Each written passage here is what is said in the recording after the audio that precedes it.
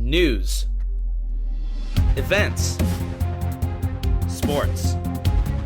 Same time, same place, right in the heart of Isla Vista. UCSB TV is serving UC Santa Barbara and the surrounding community with real journalism. Hello and welcome back to UCSB TV, UCSB's only broadcast news station. We're bringing you all of the news, sports, and events you need to know about Isla Vista and the surrounding community. This week's episode is our last newscast of winter quarter. We thank you again for tuning in. Sports reporters Hannah Abergel and Ryan Greenberg are live in the studio today talking about some of the best winter sports highlights.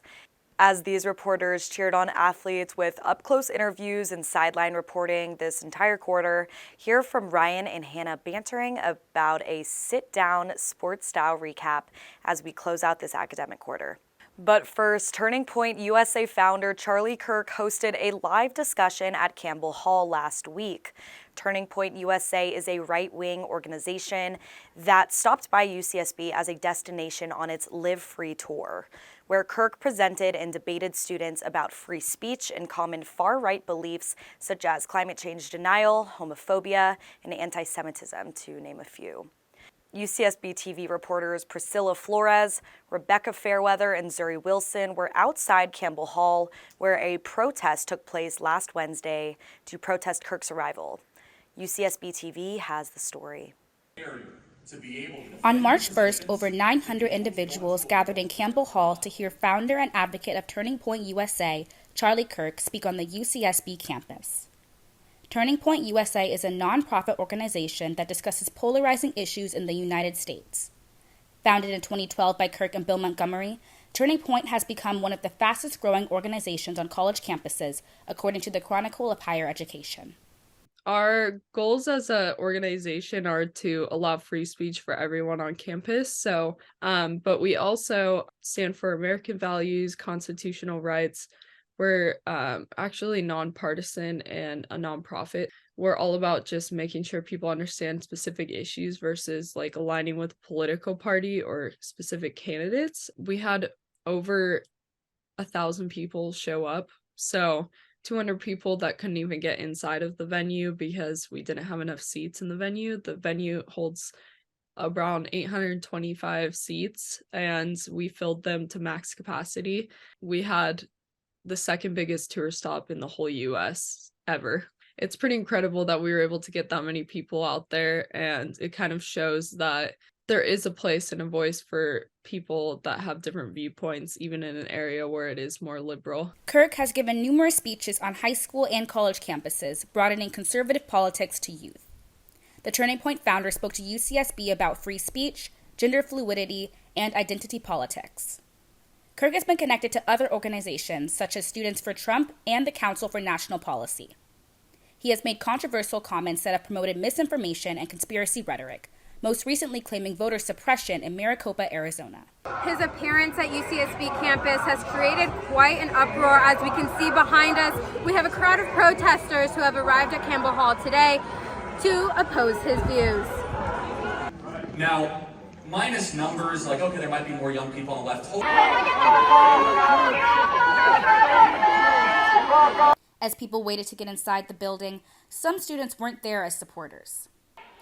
I decided to show up because I believe he has a right to free speech, and I respect that, which we say on the flyers. However, at least it's my personal belief that some of these views are incredibly harmful and ones I disagree with. But that's not the point of the flyer that we're handing out. We're simply just outlining tweets that he posted, and they're not altered in any way, just to let people make their own decisions and come to their own opinions about the value of what he is saying. So I personally disagree, but we're not trying to insert that viewpoint in any way. I am not a student here. I'm from CSU, Channel Islands, and I'm here because Turning Point USA has come to my campus and disrespected my BSU, my organizations that fight against transphobia, against racism, against homophobia, and they've caused active harm to us. So as soon as I heard that they were out here on this campus, my folks and I had to pull up and show support in this protest to show that we don't stand for that kind of behavior. If you wanted to say one thing to Charlie Kirk, what would it be? You are not welcome here. Your messages are not welcome here. And if you continue promoting your messages anywhere, all they do is cause harm. You need to stop. If it had to be a statement, I'd say think seriously about the consequences of what you're saying and perhaps how it's going to harm certain communities, especially minority communities like LGBTQI and especially transgender people. Just seriously consider what might come from your words against those communities. I want to support the students because they're out here in opposition to basically the politics and the beliefs of Charlie Kirk, and I think it's important because I'm standing out in solidarity with students and what they're trying to do here, which is to provide an alternative vision to some of his policies, which are generally hateful and inflammatory, things of that nature. So I wanted to support them. I think this is what people on the far right want to do. They want to create a provocative kind of spectacle where they're pushing people's buttons to make them upset, to make them angry, and then to prove that the people's response is that they don't support free speech when we do support free speech. Of course we do. But the presumption is the speech that we don't like is speech that really tears down people's dignity and their respect as human beings, right? So they've actually turned the argument on its head by saying we're actually for free speech when they're actually against free speech, right? They're not for all kinds of free speech. So they're out here designed to provoke people. And by me trying to de-escalate it was, as me being a professor, I was trying to divert these folks from getting in students' faces and maybe for something bad happening. Because I wanted to have like a dialogue and a conversation and try to do that as best as possible, to try to tamp it down a little bit. In other words, not to let them play the game. They're trying to play a game. And it's not helpful to students, not to their overall mental well-being and what they're calling for in terms of gender, racial equality, equality for working class people, queer people. It's all the stuff that I support. It's all the stuff that they don't support, right? And I just wish there was a better way to go about it. We have reached the 7:40 p.m. mark here at Campbell Hall, and as you can see, they are no longer letting students in. 900 participants are in Campbell Hall listening to Charlie Kirk speak right now, while protesters are outside letting their voice be heard. Protesters and Kirk supporters engaged in multiple shouting matches before, during, and even after the event. When Kirk supporters approached, students created blockades and blasted music. Campus police erected barricades attempting to separate crowds and ease agitation. As we have seen tensions escalate and near physical altercations, we asked police officers on site about the security precautions they are taking to mitigate this violence. However, we have been met with no comment.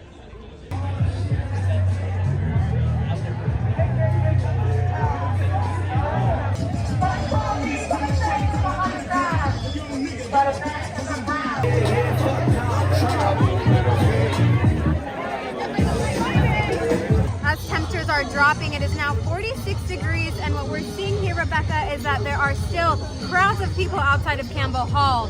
Yeah, Priscilla, it looks like the protesters are still here waiting it out for the event to end, as well as Charlie Kirk supporters who are also waiting to get a seat. Over 200 supporters of Charlie Kirk did not even make it into the event because he spent the time trying to talk to the protesters. All right, so you just came out from the Live Free Tour. I didn't even go inside. I spent the entire hour while Charlie was speaking out here trying to have conversations. And what they want is the end. Their philosophy is to end life rather than reproduce life. Charlie, I love you, man. Keep it going, dude. This is here because of you. You started this movement. I was one against 50 all night long. One guy that wasn't afraid against 50 people sticking cardboard boxes at me in my face and telling me I'm a Nazi scumbag. 50-1 in a small college campus in Santa Barbara. Charlie is one against millions in this country trying to do the same thing on a much higher level. So if we can't go up against this mob and try to have a conversation, not that there was any impact. To be honest, I don't know what the answer is at this point. As the event ended and attendees filed out, there was a continued banter between them and the protesters. Here's what attendees had to say about the event. That was a very gross man who liked to avoid all of his questions, especially the ones about climate change, especially when people came very prepared. And, the people in there no one really goes to our campus in there. It's a lot of old white people who live around here, and it's very hard to have your opinion shown when you're kind of overblown by a lot of these people, you know. Yeah, there was a the main focus of the speech was like about how if you're transgender, you are having a mental disorder, and you know, a lot of people were like very passionate about that, and they wanted to cheer, but you know, the entire time you just kind of think like, why is that the thing you choose to be very passionate about in like everything that goes on in the world right now, you know? Like, so why did you choose to come tonight? Well, I got extra credit for my class, and you know, I wanted to see what was up and just like see how people would respond to him, you know, see what he was like trying to talk about. But yeah, so I came here kind of with the expectation that it would be a little bit less of like an argument and more of like a speech, kind of like, you know, exciting me. And I could have watched a YouTube video. I didn't need to come here. Wasn't that entertaining of a speaker. Doesn't seem like that smart of a guy, and kind of just regurgitates stuff he reads online, or like listens to Fox News. I don't know. Whatever it is, I had a great time, but didn't really learn much. But hopefully it comes next time with more substance and it's more fun. But I don't know. Thank you. Turning Point's first UCSB on-campus chapter was established in the fall quarter of 2021. They have been criticized for the spread of hate speech on campus, most recently displaying signs during the week leading up to Kirk's appearance, reading, "Transgenderism is a delusion," and "White privilege is a myth." Turning Point USA's mission seeks to expose leftist propaganda within the educational system and combat liberalism. So Turning Point is a national organization. They're on like pretty much every college campus, and our chapter really is more of a social chapter. We kind of just try to create a community where people can come and hang out and just speak freely, talk about whatever they want, and not feel like they're going to be shut down for their views. So what are some of Turning Point USA's policy goals with this event? Like kind of tangible policy goals or, you know, ideas for this event? There were no policy goals. Turning Point USA is a 501c3 nonprofit, so we don't have any policy goals. What we do have are passionate students who want to create discourse on campus, especially a campus like this where, you know, a lot of people on campus haven't really even encountered a conservative. So kind of going off what you guys were talking about, kind of being a right-wing organization in a predominantly liberal school, what are your thoughts on the Turning Point USA's controversy on campus and allegations of misinformation, hate speech, etc., specifically after the tabling events and signs that were produced and leading up to the event? Kind of what's your commentary or just opinions on that? I think it's kind of unfortunate that we've had these kind of comments. In my opinion, because I've tabled so much, I've interacted with a lot of people who don't agree with me. They don't really know what we believe. They kind of just hate what they think we are. And really, an event like this was to try and just bring our ideas to a space where they can be talked about in a way that's not threatening, as Ben said, and show people that really we're not all that extreme. And if people would just listen to us and talk to us, I mean, we're normal people too.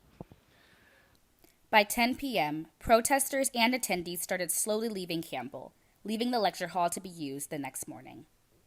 Brought to you by Pricila Flores, Rebecca Hurtado Fairweather, and Zuri Wilson, you're watching UCSB TV. That was Pricila Flores, Rebecca Fairweather, and Zuri Wilson reporting on the right-wing discussion in Campbell Hall last Wednesday, which sparked a protest right up front. Up next here is sports reporters Hannah Abergel and Ryan Greenberg with a sit-down chat recapping UCSB winter sports. It has been quite an outstanding season for all of our winter athletics. Ryan, what do you have to say about that? Yeah, I couldn't have said it better myself. All of our winter sports have either had or are having a great season. Starting off with baseball, they're off to a super hot start, boasting an 8-3 record to begin the season. Season highlights include a very impressive sweep against Oregon in Eugene on the road. Baseball's flying right now. Yeah, you know, before conference has even started, our players have already been making a mark. Josh Williams hit his first career homer against Xavier over the weekend. Huge congratulations to Josh. On the topic of sweeps, we see our Gauchos softball team sweep Southern Utah earlier this season. Madeline McNally, who is a junior on the team, has been killing it. Any thoughts on her this season? Yeah, she's been killing it. The junior infielder, already a two-time Big West Conference first team selection, has been killing it this season. She leads the team in both batting average and slugging percentage, recording a .421 and .614 respectively, with an OBP of 1.121. And Hannah, that's baseball talk for really, really good. Yeah, speaking of women's sports, our women's swimmers ended their season in Utah for the MPSF Championship, where they had a huge success. We saw Maylin Lawrence and Samantha Banos take first and second, respectively, in the 200 fly, coming in at 1 minute and 58.18 seconds and 1 minute and 59.53 seconds. Yeah, that's right. And earlier this year, I had the chance to talk to 4 of our swimmers, Alec Colin, Maylin Lawrence, as you said, Hazel Durr, and Dominic Falcon. Switching over to the men's side of things, our men's team finished second place in the MPSF Championship. Tabor DaCosta won the mile freestyle with a time of 15 minutes and 15.05 seconds, which earned him an NCAA championship cut. So congratulations to Tabor. In the 200 backstroke, Matt Driscoll and Kyle Brill won gold and silver respectively, recording times of 1:41.38 and 1:42.11. Sean Gutowski won gold in the 100 freestyle with a time of 43.47. And Alec Colin and Corbin McIntosh won gold and silver in the 200 breaststroke with times of 1:55.36 and 1:56.64. A great showing from both our men's and women's swim team.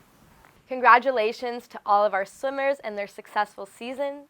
Our Gauchos have been having such an outstanding season. Looking at track and field, you know, the team has been killing it this season. They competed in their first outdoor meet of the season, hosted by Long Beach State. We saw Jared Freeman grabbing 4th place with a throw of 53.1 meters, as well as Amanda Spear grabbing 2nd in the event with the mark of 53.52 meters, which is tied for her personal best. The track and field season will continue through spring quarter, so we'll be sure to keep you updated on their season. Shifting focus to men's volleyball, star Owen Berg marked his Big West debut with a 22 kill, which gave the Gauchos their first Big West win of the season, so big ups for that. Yeah, I'm looking forward to seeing more of volleyball this season. You know, Ryan, when I was younger, my mom used to take me out to the courts and try to teach me how to play tennis. Let's just say that wasn't my thing. Yeah, I'm not surprised to hear that. Oh, thanks.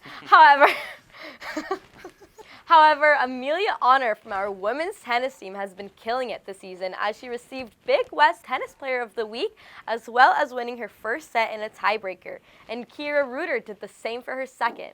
Theirs would be the only wins for UCSB against LMU. Yeah, I can't be too critical of you, Hannah. I dabbled in tennis a little bit during COVID, and it was a humbling experience to say the least. But transitioning to golf, another humbling experience for me. Our men's team recently began their season. The Gauchos will face off against 15 other teams, including Big West opponents Hawaii, UC Irvine, UC Riverside, Cal State Fullerton, and CSUN, while also facing teams like Colorado, Utah, Texas State, and Wyoming. On to water polo. Having played it in high school, I'm looking forward to see our women's play this season. Caitlin Snyder has become a key player for the Gauchos with 42 goals and earning AWPCA All-America honors in 2022. She's on track to have a great 2023 season, and she's now leading the team with 34 goals, 26 assists, and 24 steals. Switching back to men's tennis, our men's team, currently ranked number 34 in the country, had a 4-0 sweep against UC San Diego in their first Big West dual match of the season, led by stars Pablo Maswan and Gianluca Brunkow. Good job to our men's tennis team. You guys are killing it so far. You know, I was just at work, Ryan, and I got to see our women's basketball team play in Henderson, Nevada for the Big West Championship against UC Davis, where they won by quite a bit. You know, the total, I believe the final score was 70-36, and now they're heading to the semifinals against Bakersfield on Friday at 12 p.m., so that should be a good game. Sure. 4 of our Gauchos were named to all Big West teams. Isla Lane, Alexis Tucker, Callie Cooper, and Jessica Grant. Congratulations to you all, well deserved.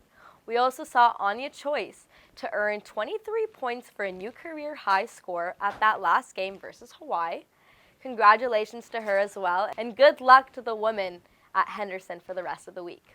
As the women play in Henderson, Nevada, so too do the men. It's been an incredible season for the Gauchos, which saw them win a share of the regular season Big West title. Season highlights include a season sweep over bitter rivals Cal Poly, a road win against Fresno State early in the season, a 14-1 stretch in the middle of the season, a last-second A.J. Mitchell circus shot to win the game against Hawaii on the road, and a 4-game win streak to close out the regular season, capped off with a 20-point win on senior night, also against Hawaii, clinching a share of the Big West regular season title. The Gauchos begin their postseason tomorrow, taking on rivals Cal Poly in the quarterfinals in a postseason renewal of the blue-green rivalry. The Gauchos will be looking to win the Big West tournament and clinch a March Madness berth. A.J. Mitchell was recently named Big West Player of the Year, and Miles Norris earned an all-conference second-team selection as well. Big ups to all of our basketball players for an amazing season, and we wish you the best of luck this weekend. All right, Gauchos, since this is the last episode of the quarter, we will see you very shortly with our spring sports. I'm Hannah Abergel. And I'm Ryan Greenberg. Make sure you stay off the tennis courts over spring break, and thank you for watching. Thank you so much for tuning in to UCSB TV, the only broadcast station on UCSB's campus, giving you all of the news, sports, and events in Isla Vista and the surrounding community. We look forward to reporting from you live from the studio next quarter, and stay up to date with us on our social medias. With UCSB TV, I'm your producer, Alexandra Goldberg.